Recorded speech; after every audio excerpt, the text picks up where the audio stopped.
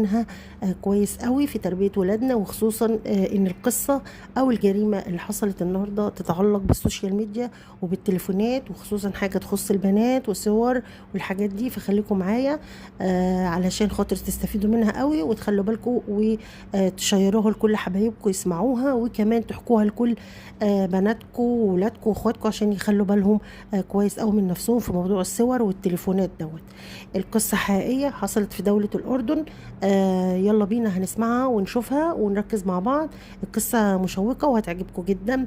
ولو أول مرة تشوفوني ما تنسوش بقى تشتركوا في القناة وتحطوا لايك للفيديو. يلا نشوف القصة مع بعض.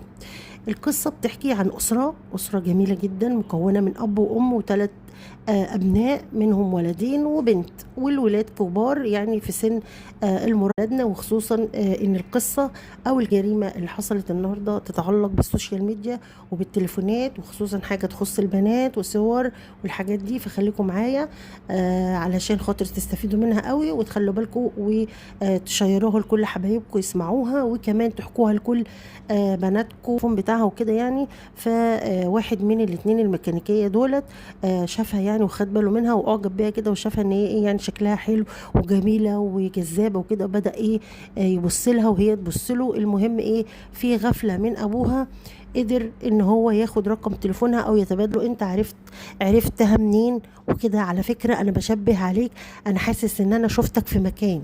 فهو الصور دي يهددها ويقول لها لو ما اتجوزتنيش او لو ما جيتنيش ودلوقتي ونخرج مع بعض ونتقابل، انا هبعت الصور لاهلك. وبدا ايه يهددها بالصور.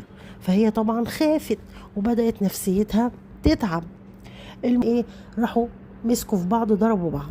وهو بيضربه الولد البلطجي ده اللي اسمه خالد راح مطلع سكينه من جيبه وراح